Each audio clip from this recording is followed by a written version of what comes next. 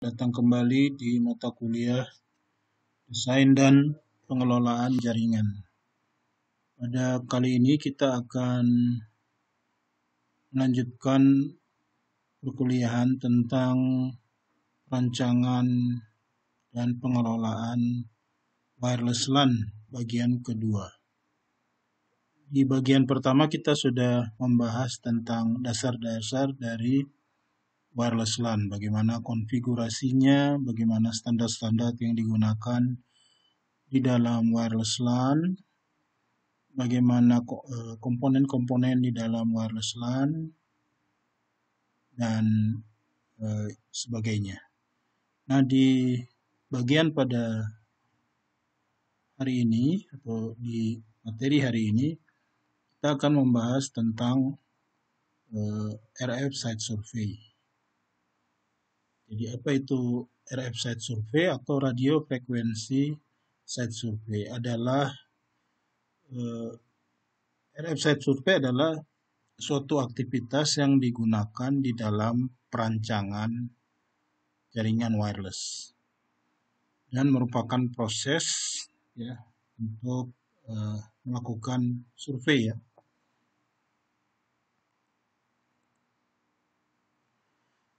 Jadi site survey adalah proses di mana seorang surveyor mempelajari tentang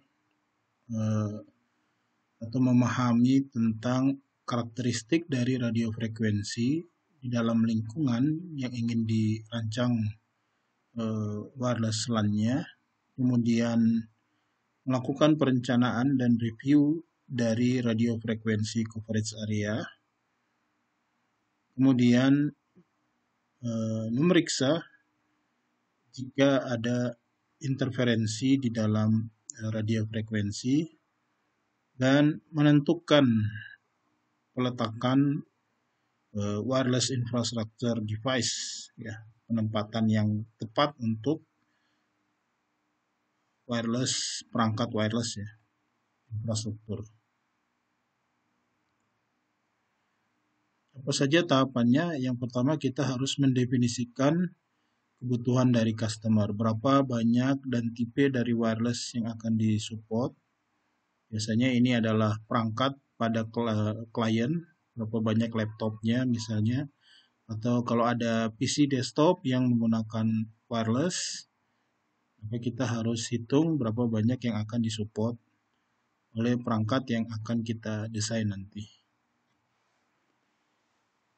Kemudian yang kedua adalah lokasi, di mana perangkat dari wireless LAN ini akan ditempatkan. Yang ketiga adalah service level expected-nya, berapa tingkat dari layanan yang akan dipenuhi oleh seorang network designer. Itu langkah pertama. Langkah kedua adalah mengidentifikasi coverage area dan jumlah dari user. Nanti di dalamnya ini adalah termasuk membuat fasilitas, diagram fasilitas, denah seperti itu, dan secara visual melakukan inspeksi terhadap fasilitas tersebut. Ini ruangan ya biasanya, untuk mengidentifikasi potensi-potensi halangan pada radiofrekuensi. Kemudian di tahapan ketiganya adalah menentukan lokasi awal dari akses point, penempatan dari akses point. Ini kita nanti akan mempertimbangkan ketersediaan dari listrik, ketersediaan kabel, karena secanggih-canggihnya wireless akses point, dia juga tetap membutuhkan koneksi via kabel, biasanya untuk internet. Kemudian yang ketiga adalah cell coverage dan overlap-nya. Kemudian pemilihan channel, dan yang terakhir adalah mounting location dan pemilihan antena. Dalam mengidentifikasi coverage area kita biasanya memerlukan diagram. Nah, diagram ini nanti kita perlu mengidentifikasi satu persatu ruangan yang akan kita gunakan, nanti akan kita pasang wireless LAN. Nah, kalau di sini kita lihat ada di break room ada microwave oven.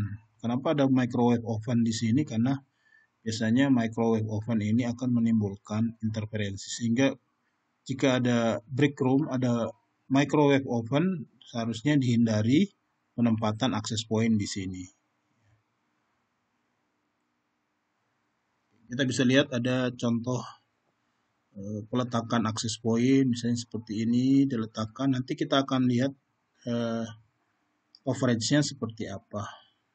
Ini defaultnya misalnya seperti ini, didapatkan jangkauannya, heatmap-nya seperti ini, visualisasinya. Oke. Nah, di dalam melakukan site survey indoor khususnya, kita bisa menggunakan software seperti yang diproduksi oleh Ekahau. Kita bisa akses softwarenya, yaitu wifi.ekahau.com heatmapper /heatmapper. Sini kita bisa lihat, kita bisa membuat denah ruangan, kemudian kita bisa letakkan akses point, lalu kita jalan untuk melihat coverage dari akses point ini.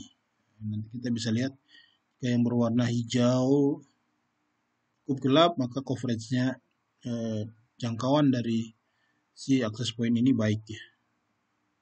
Semakin pudar warna hijaunya, maka dia sudah semakin tidak baik untuk sinyalnya, apalagi yang berwarna kuning seperti ini. Ini salah satu software yang bisa kita pakai untuk site survey indoor. Lalu kita bisa menggunakan heatmapper-nya buatan akrilik wifi.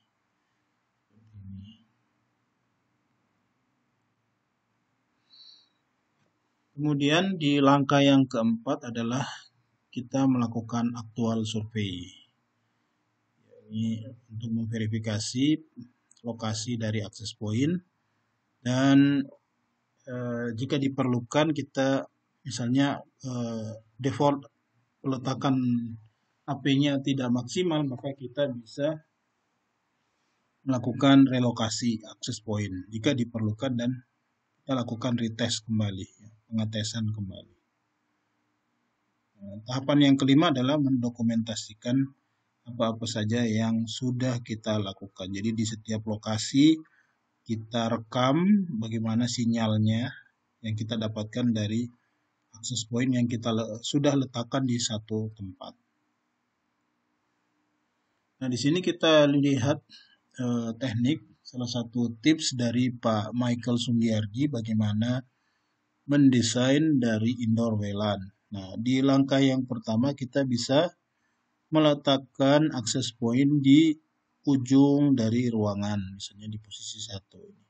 Lalu kita bisa berjalan keluar untuk memonitor kualitas dari konektivitas dan jaraknya.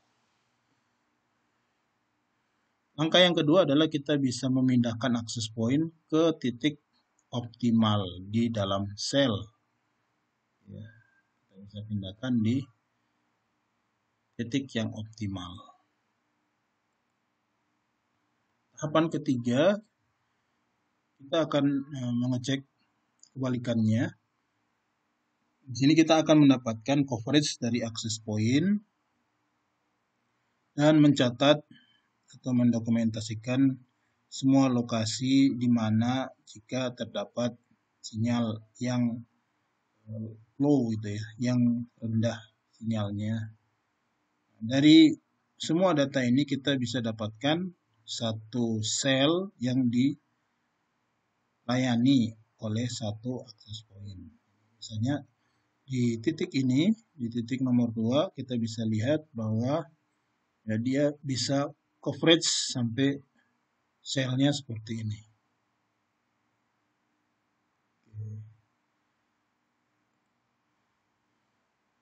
Kita bisa lakukan lagi di step yang keempat atau langkah yang keempat. Pasang di force cell-nya, break line sampai maksimum ya. lokasinya dari poin nomor 4, kemudian pindahkan akses point ke maksimum distance. Batas sel yang berwarna ungu adalah line untuk akses point di poin ke-5. Nah, kita lakukan semua prosesnya di seluruh sel ini. Misalnya ini di satu lantai. Maka kita akan mendapatkan coverage dari akses point yang kita letakkan. Ini di sini hijau, ungu, ya orange, ini orange di sini. Nah, ini akan mencakup, jadi beberapa akses point ini akan mengcover di semua lantai di dalam satu lantai ini, kecuali di bagian ini yang tangga ini ya. Ini tidak di cover oleh si akses point yang terpasang dalam satu ruangan yang besar ini.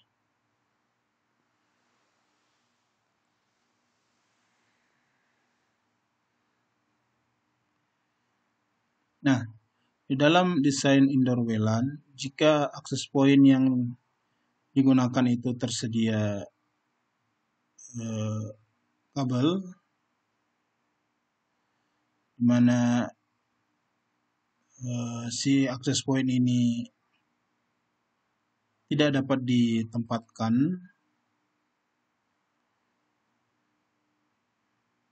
maka misalnya kita bisa meletakkan si akses point ini di ceiling, di atap gitu ya. Posisi akses point ini di mana biasanya user inginkan ya. Biasanya di kantor-kantor atau di mana biasanya akses point yang diletakkan itu lebih banyak misalnya di langit-langit, di atap gitu ya. Di plafon gitu misalnya. Untuk biasanya untuk kerapihan. Nah, jika akses point tersebut misalnya tidak terjangkau oleh kabel listrik, nah maka kita bisa menggunakan misalnya power over Ethernet. Seperti itu.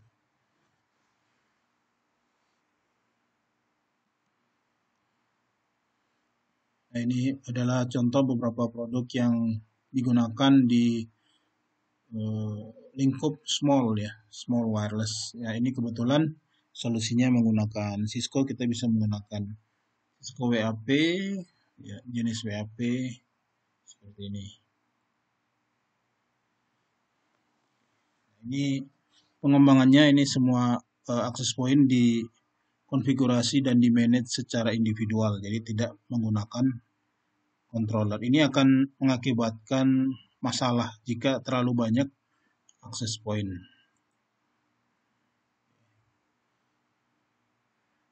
Nah, kita juga bisa membuat cluster ya, cluster dari akses point.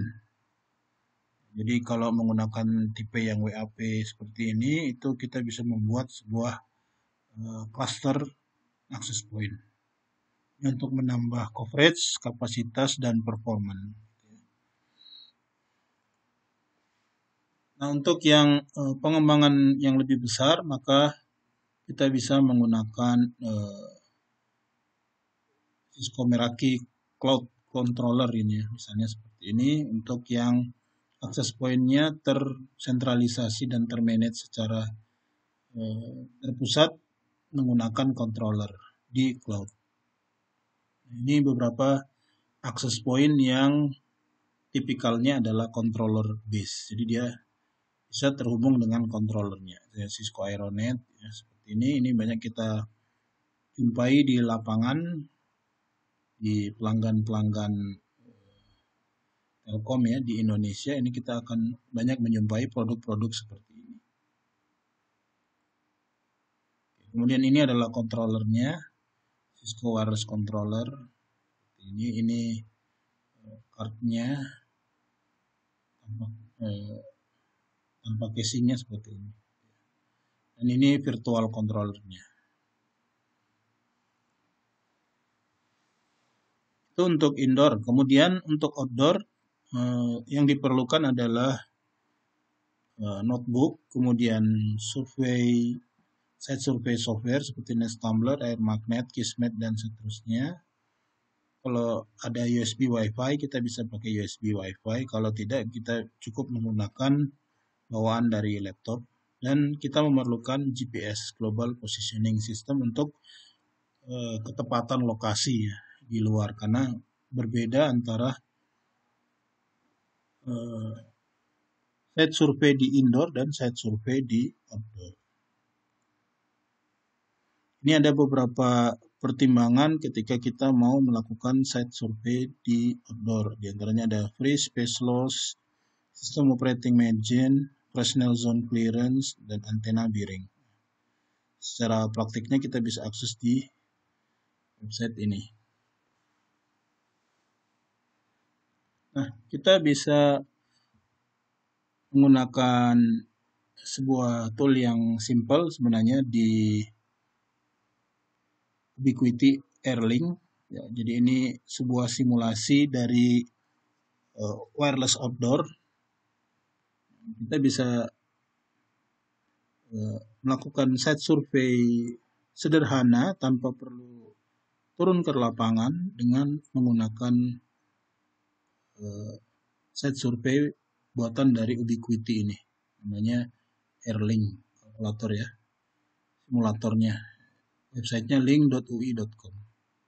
Misalnya kita mau melakukan point-to-point koneksi wireless outdoor point-to-point. Di sini saya akan mengambil contoh. Kita akan coba hubungkan antara kampus 1 Universitas Negeri Gorontalo dengan kampus 4 ya. Kampus 4-nya terletak di Kunibolangun. Nah, kita bisa pakai ini. Di sini ada point to point ya. Point to point kita bisa letakkan posisinya.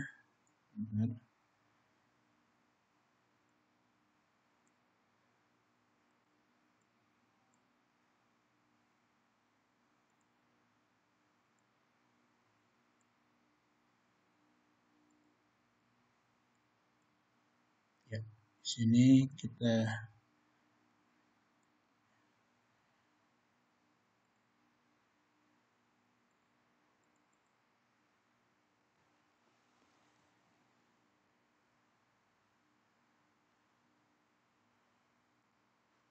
ternyata dia minta ini ya.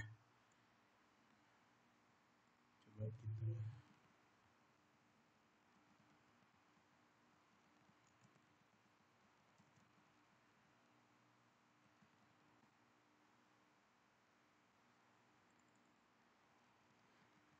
masukkan dulu.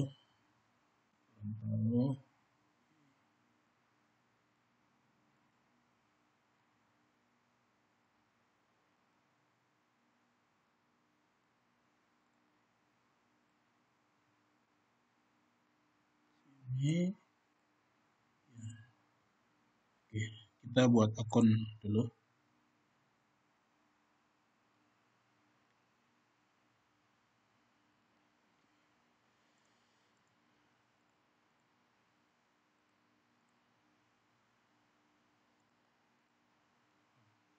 Nah ya.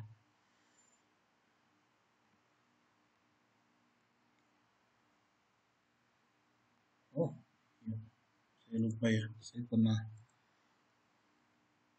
buat akun di sini. Kita login. Oke. Verified. Oke, kita verified dulu.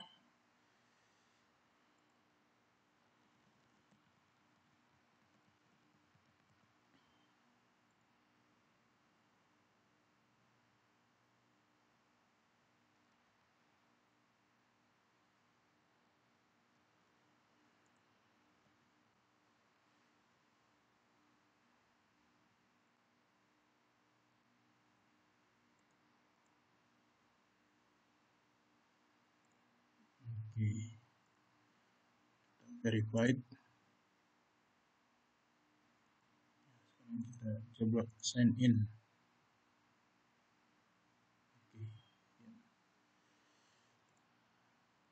Ke link.ui.com. Baik. Pilih Gorontalo.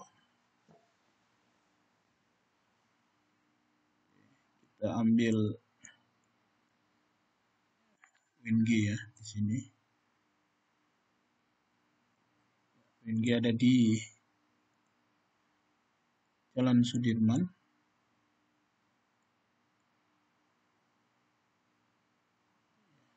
Kurang lebih di sini ya. Kemudian kita akan hubungkan dengan kampus 4. Kampus 4-nya kita coba tarik.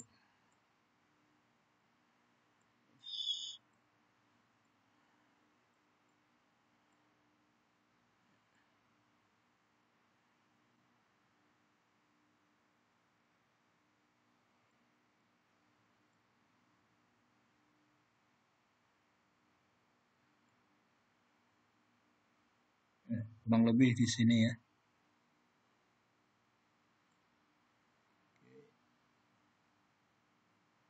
Ini adalah kampus 4. Oke. Nah, kita lihat di sini jarak udaranya adalah 7,37 km ya. 7,37 km. Nah, kalau kita menggunakan access point jenis air fiber 5X HD, begitu juga di sisi kampus 4 air fiber, maka output sinyal yang kita hasilkan itu symmetric link-nya sebesar minus 49 dBm. Jadi ini termasuk cukup baik ya. Nah, kita bisa dapatkan 1094 megabit per detik.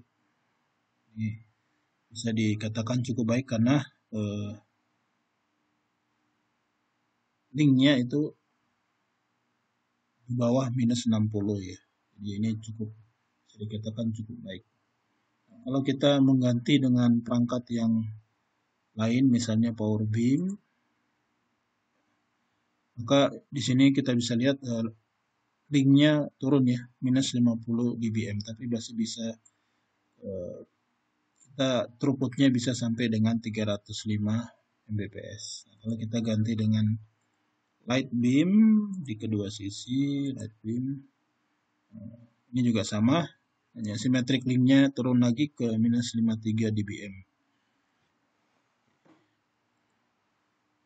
Nah, kalau yang kita gunakan misalnya 2,4 power beam seperti ini, maka symmetric linknya adalah minus 64 dBm, turun lagi ya. Kemudian throughputnya bisa dapat 207 Mbps. Ini kita bisa lihat line of sight-nya di sini itu 15,9, distance to sight-nya 7,3, Fresnel-nya 11,7. Jadi bisa dikatakan ini cukup aman ya. Karena di zona ini tidak terdapat obstacle, tidak terdapat penghalang gitu ya. Hanya di sini gitu ya.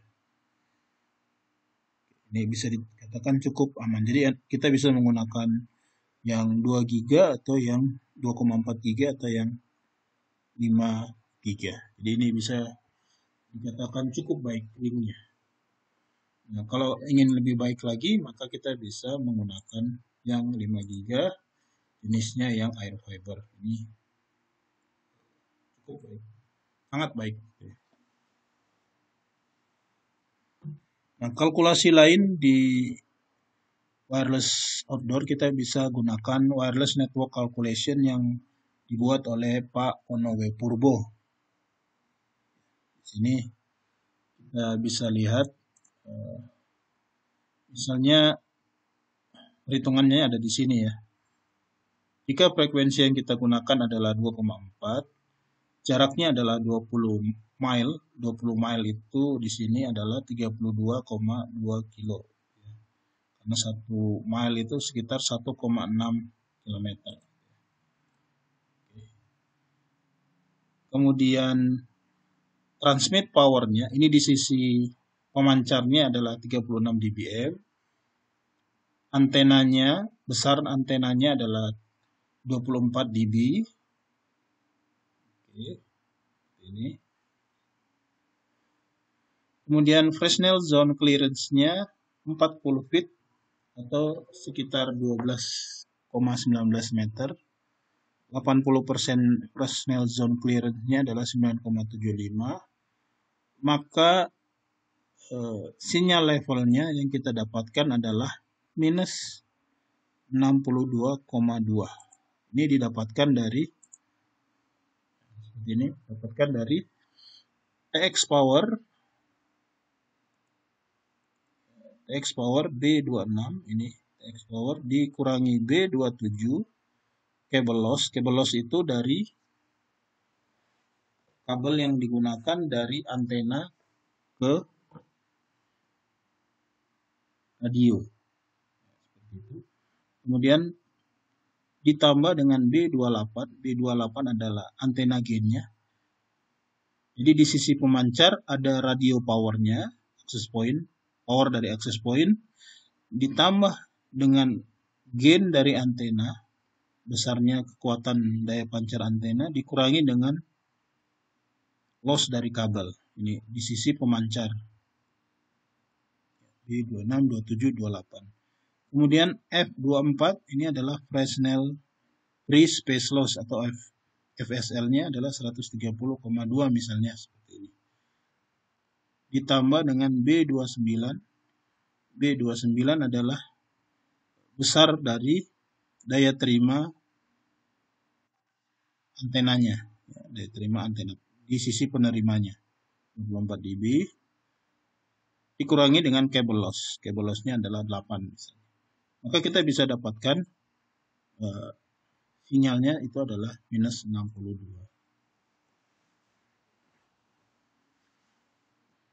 Ini kita bisa lihat. Jadi kalau jaraknya kita perbesar, misalnya 30 mile, masih sama ya.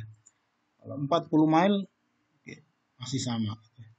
Jadi jarak di sini tidak cukup berpengaruh.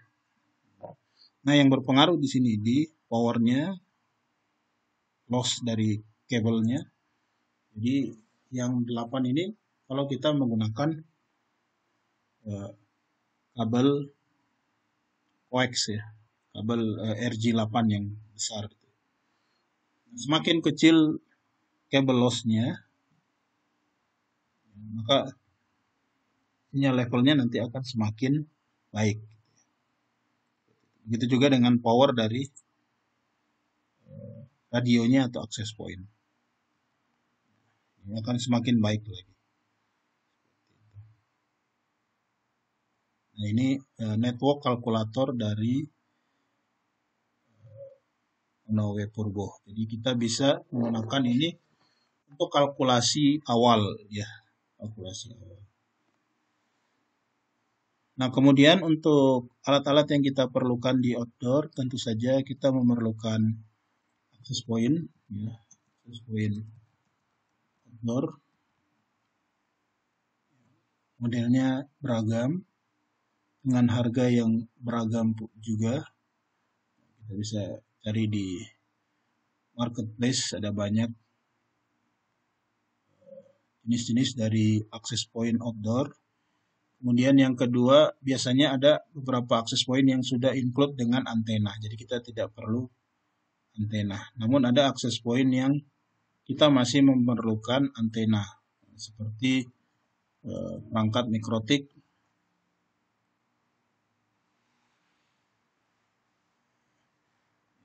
Seperti ini misalnya ada ordernya. Saya cari dulu yang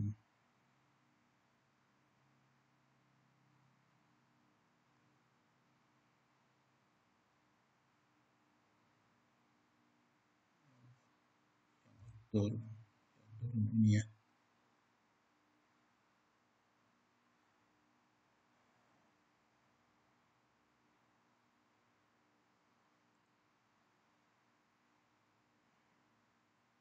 Ini sudah ada antenanya.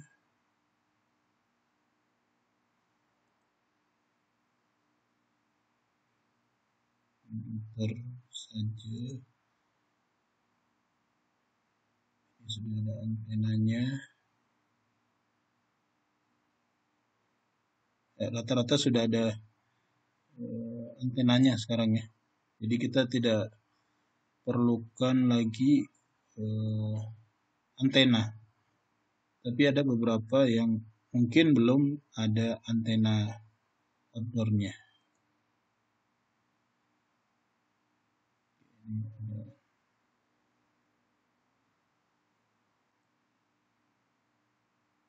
Ini sudah ada.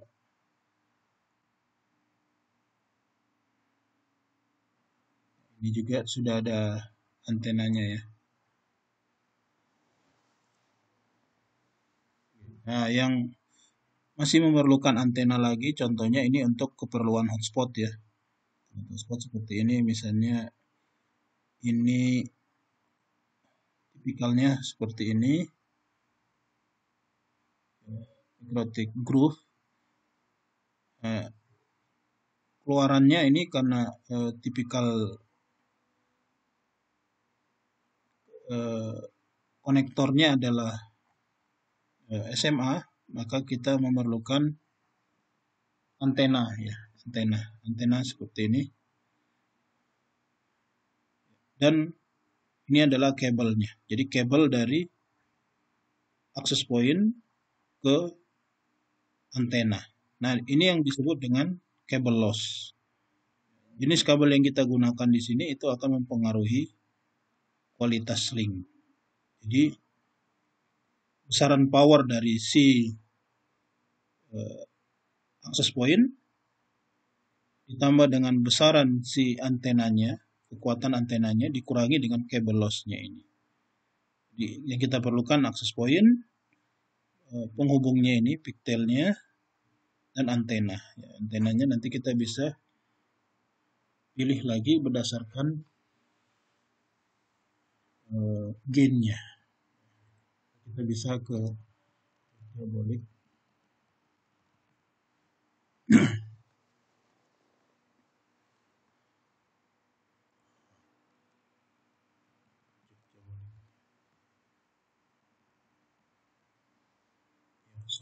.id ya. Nah, di sini kita bisa lihat beberapa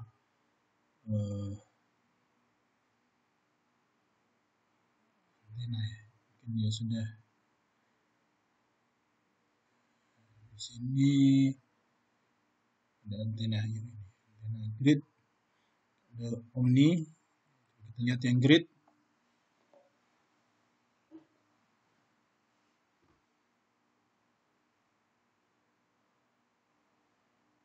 Nah, antena gridnya seperti ini. Jadi kalau kita mau hubungkan dengan antena grid bisa pakai yang ini misalnya. Yang 2,4 ini yang 5 giga. Ini 5 giga. Misalnya seperti ini. Nah, keluarannya adalah N female. Dan biasanya kalau di access point itu konektornya adalah N male. Sedangkan di antenanya yang keluar konektornya adalah N female. Sehingga kita memerlukan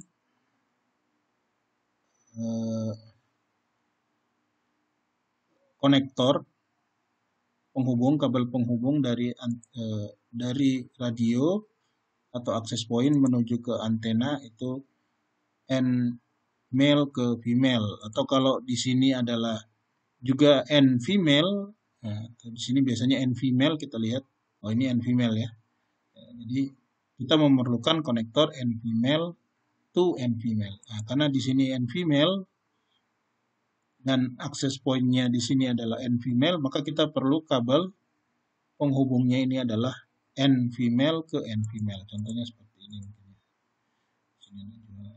Ini konektornya ini. Tapi kabelnya tidak ada. Kalau kabelnya kita perlu kita lihat lagi di sini ada kabelnya tidak.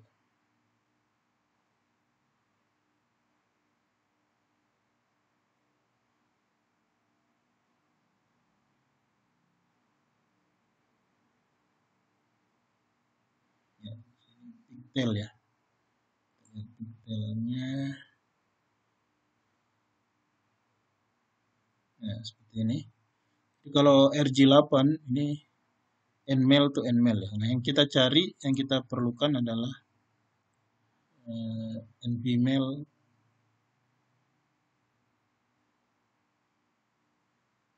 N-male to N-male. Oh, oke, berarti kita perlu konektornya ini N-male. N-male ke N-male. Karena keluarannya di sini adalah female ya, female. Perempuan ya. Sehingga kita perlu pigtailnya atau konektornya untuk menghubungkan di sini. Itu adalah pigtail atau kabel yang sudah ada konektornya laki-laki ke laki-laki. Sehingga di sini antenanya tadi keluarannya outputnya N female dan di access point-nya keluarnya adalah N female. Maka di sini kita perlukan kabel jumpernya N male to N male. Namun yang RG8 ini kita tidak sarankan karena loss-nya cukup banyak gitu. Maka Anda perlu cari lagi pigtail dengan loss yang lebih kecil lagi seperti itu. Ini komponen-komponen dari perangkat outdoor. Tapi jika kita menggunakan Ubiquiti misalnya seperti ini, kita tidak memerlukan lagi antena tambahan karena di dalamnya sudah embed dengan antena. Kita bisa lihat juga Mikrotik juga ada yang sudah embed dengan antena seperti ini. Kita bisa lihat speknya, misalnya ini sudah embed antenanya berapa ya? Di sini kita bisa lihat powernya 25 dBm, integrated, antena gainnya hanya 9. Jadi kalau kita masukkan di kalkulator tadi, si X powernya 25, dan gainnya 9, maka ini kualitas linknya tidak cukup baik ya, tidak cukup baik. Maka kita perlu lagi power yang lebih besar dan gain yang lebih, antena gain yang lebih besar. Seperti itu.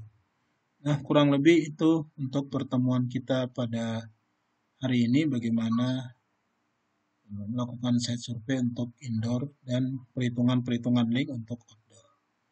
Terima kasih atas atensi Anda. Assalamualaikum warahmatullahi wabarakatuh.